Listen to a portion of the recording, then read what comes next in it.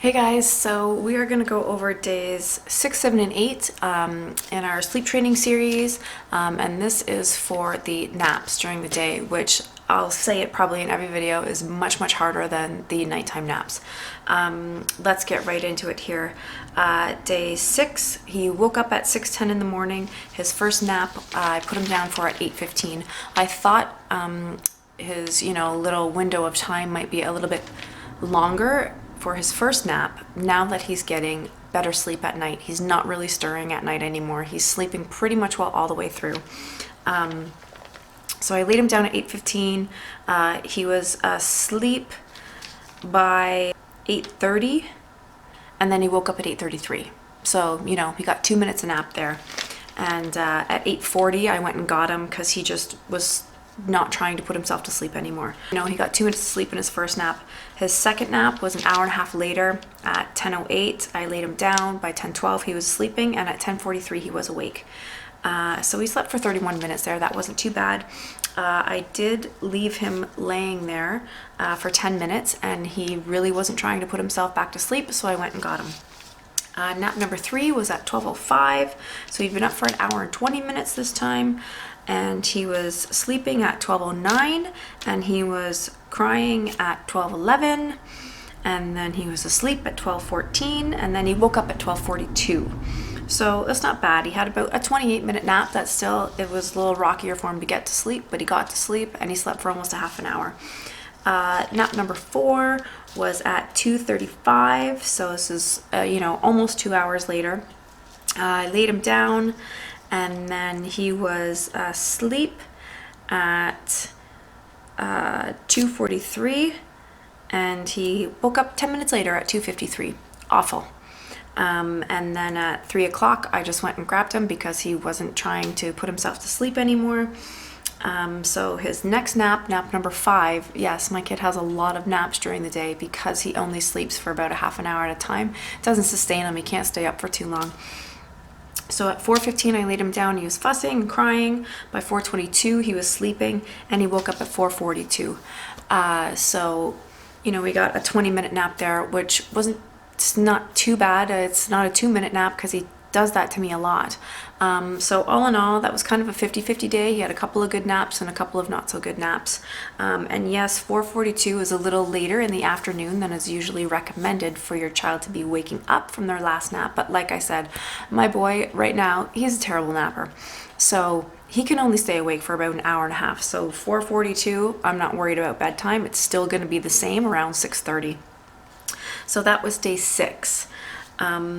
I don't really see us making any progress at day 6. What I'm looking for is for Colton to try to put himself back to sleep when he wakes up after that little half an hour burst, because that's where he's really lacking.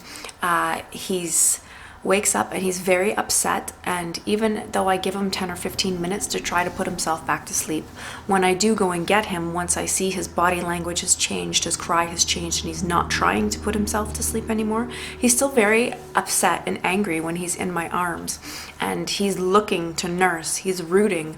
I really try not to, because I don't want him to associate the nursing with going back to sleep. I know that he's drowsy, and I know that he's going to start to doze on the breast if I do give him that nurse. So I'm trying to find other distractions for him, and his big sister is a really good one for that. So that was day 6. Day 7, he woke up at 5:50 in the morning. His first nap was at 7:25. He didn't actually get to sleep. He just had really broken minutes of sleep here. Like, I have so many notes for this nap, it's ridiculous. He got a couple of broken minutes here and there. I laid him down at 7:25, and I ended up just going and picking him up at 8:05. So he's got 2 minutes of sleep, he's got 5 minutes of sleep, he's got 2 minutes of sleep, 1 minute of sleep,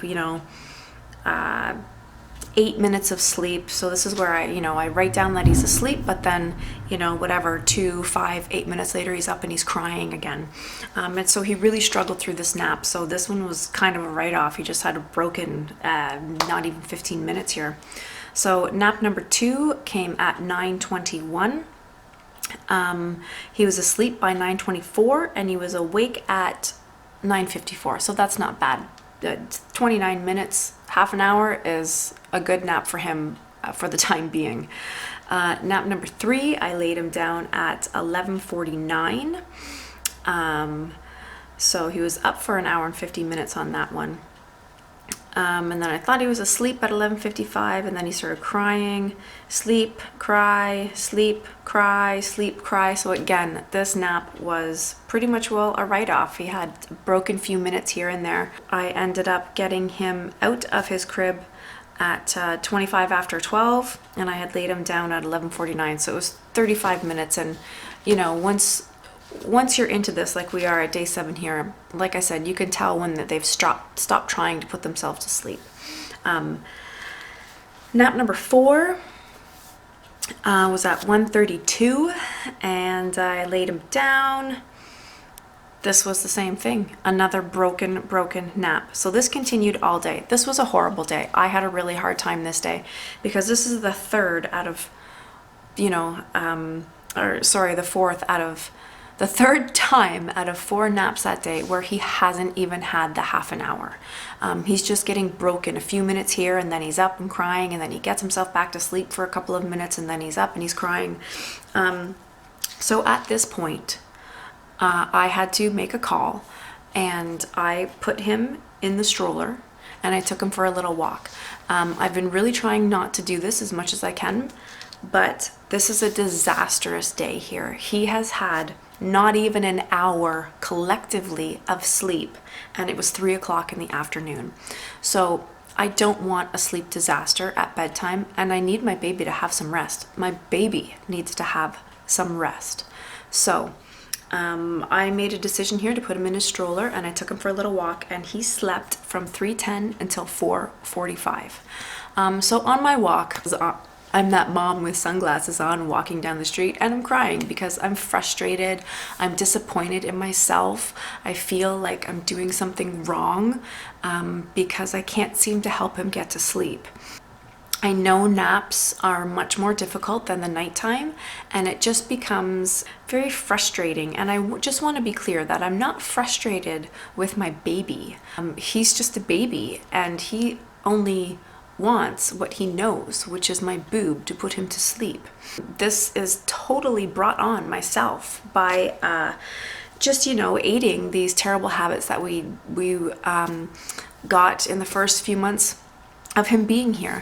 But I feel so disappointed in myself, and I just feel like I'm not meeting his needs because he needs to sleep. Especially babies, their minds are growing so rapidly, and just trying to store information that they're taking in while they're awake. Sleep is so important, and I just feel like I'm not meeting his needs as a mother.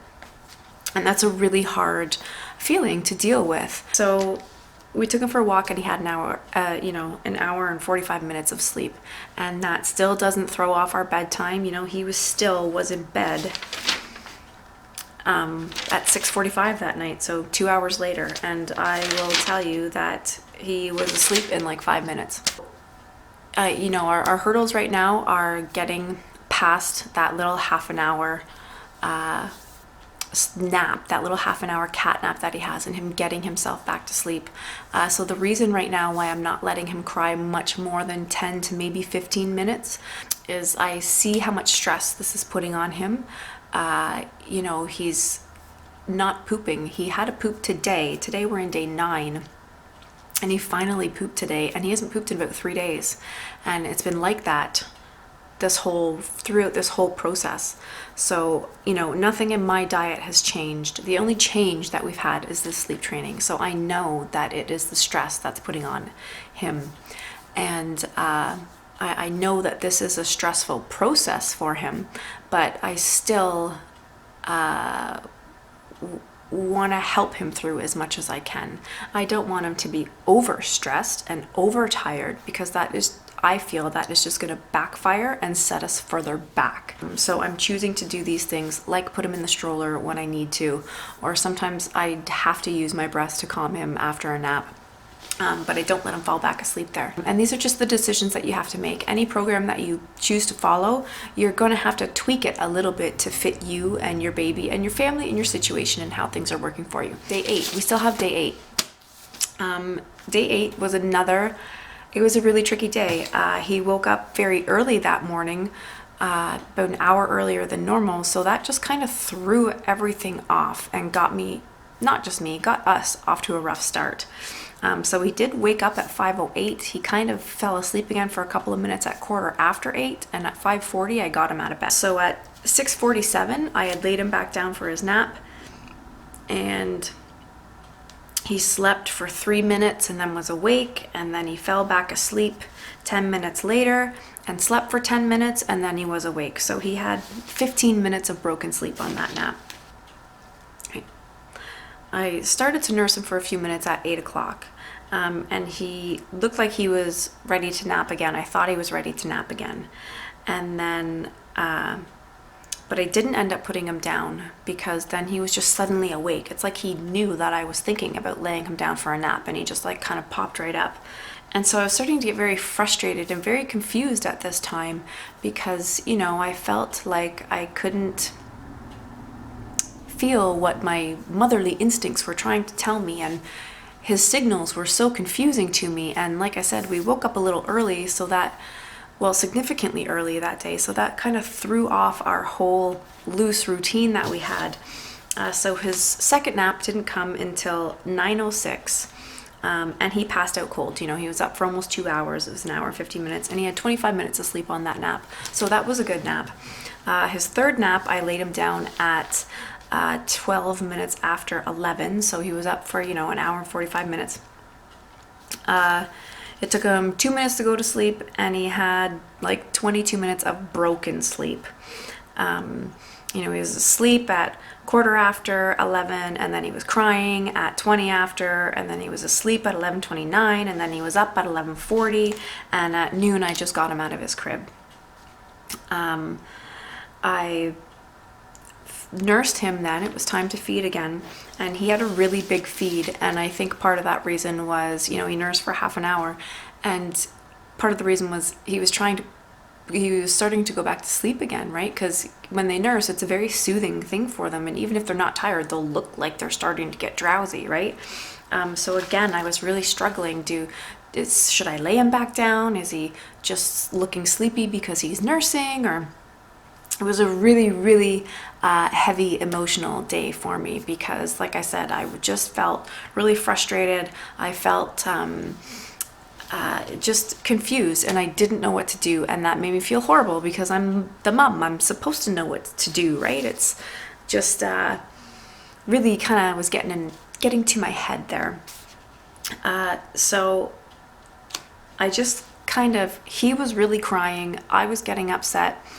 I gave him to my husband for 10 minutes and just stepped outside and took a breather, just to kind of collect my thoughts and clear my mind, so that I could just come back in, you know, calm, with a fresh set of eyes, and just observe. That's what I'm always trying to do here, is to just observe him, because if you are watching him, he'll show you exactly what he needs, right? Once you learn your baby's cues, then it's easier to identify what it is that they actually need. So at 12:52, I laid him down, because he was clearly tired, right? This was about 20 minutes after after my little mommy break. He was clearly tired. I laid him down. He passed out cold. About 25 minutes later, he started to stir again, because when I lay him down, like, my eyes are on the monitor. I'm watching him. I'm watching to see if he wakes up during this nap and puts himself back to sleep. If he sleeps solidly, you know, these are things that I'm trying to track the progression of. So I really, really watch the monitor while he's sleeping, and I just have my little notepad there with my pen and my phone, so I can see the times and stuff like that. So at 1:16, he had his eyes open for, you know, not too long, but about 10 seconds. He blinked and looked around a little bit, and then he went back to sleep, and he stayed back asleep for another 15 minutes. At 1:30, he woke up, and he wasn't crying right away. He was looking around, and then he started to cry, and he was very upset in this cry. So I went upstairs, and he was really rooting a lot. So I nursed him a little bit and he was very drowsy, so I laid him back down a couple minutes later, and he seemed to go back to sleep. You know, I laid him back down at 1:42 and he seemed to go back to sleep at 1:45, but then 5 minutes later at 10 to 2, he was crying and he was very upset. Could just tell from his body language and his cry that he wasn't going back to sleep, so I got him up at that time. And nap number 5 that day, yes, this kid has a ridiculous amount of naps in a day. At 3:27, I laid him down. I was thinking that his last nap was going to be closer to 4 o'clock, which is kind of an ideal time. By the time he gets himself to sleep and then wakes up, it'll be just before 5, and then his bedtime is just before 7. But he was tired at 3:20. So I could see that I wasn't going to be able to keep him awake for another 10 or 15 minutes. So I laid him down, and in 2 minutes, asleep, 3:27. And then at 3:50, he was awake. So not a great nap, 23-minute nap, and that got him up a bit early.